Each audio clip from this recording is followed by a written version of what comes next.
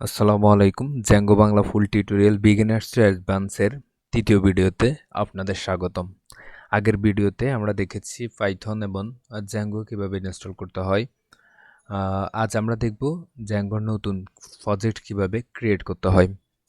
যারা এখন আমাদের চ্যানেলটি সাবস্ক্রাইব করেননি তারা সাবস্ক্রাইব করে দিন এবং আপনাদের বন্ধুদের সাথে শেয়ার করুন। চলুন তাহলে শুরু করা যাক।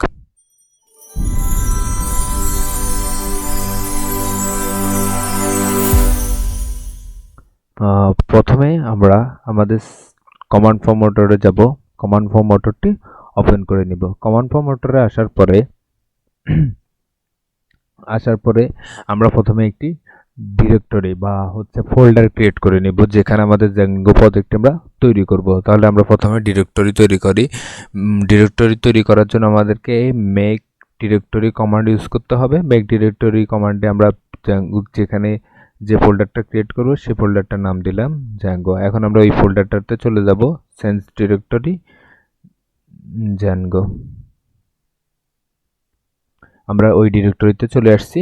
এখন আমাদেরকে কমান্ড ইউজ করতে হবে। এখন জ্যাঙ্গো ওপেন করার জন্য বা জ্যাঙ্গো প্রজেক্ট ক্রিয়েট করার জন্য আমাদেরকে যে কমান্ডটা ইউজ করতে হবে, কমান্ডটা হচ্ছে যে Zango admin start for project. প্রথমে আমরা জ্যাঙ্গো অ্যাডমিনের কাজটা দেখি যে জ্যাঙ্গো অ্যাডমিন কমান্ড দিলে কি হয়। জ্যাঙ্গো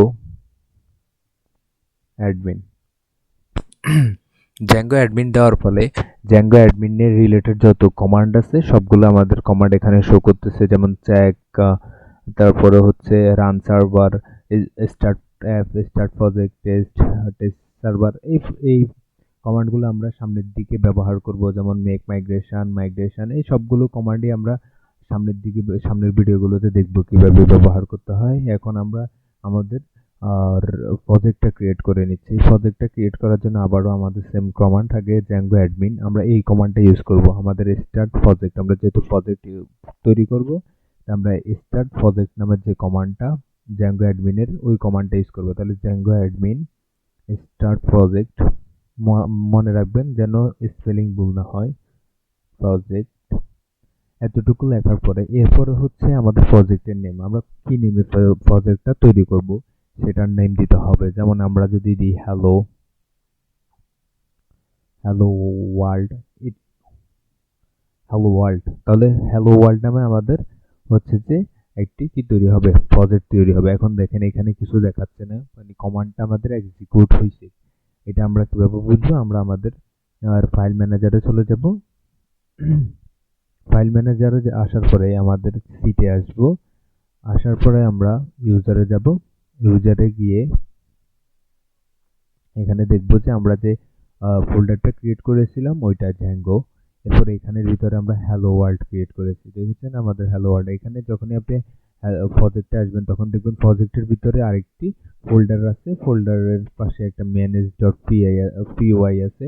manage.py আসলে রান করার কাজে ব্যবহার করা হয়, সেটা আমরা সামনের দিকে দেখব। তারপরে ইউআরএল কি কাজে ব্যবহার হয় সেটাও আমরা সামনের ভিডিওগুলোতে ডিটেলসে জানবো। সেটিংসের কাজ কি সেটাও আমরা ডিটেলসে সামনের ভিডিওগুলোতে জানবো। আজকে আমরা জেনেছি যে কিভাবে একটি প্রজেক্ট ক্রিয়েট করতে হয়, কিভাবে একটা প্রজেক্ট কমান্ড ইউজ করে কিভাবে প্রজেক্ট ক্রিয়েট করতে হয় সেটা। এরপরের ভিডিওতে আমরা জানবো যে কিভাবে এই প্রজেক্টটি রান করাতে হবে, কিভাবে প্রজেক্টটি কমান্ড থেকে রান করাতে হবে বা কিভাবে রান করতে হবে সেটা আমরা সামনের ভিডিওতে জানবো। এই পর্যন্ত আমাদের সাথে থাকার জন্য আপনাদেরকে অসংখ্য ধন্যবাদ।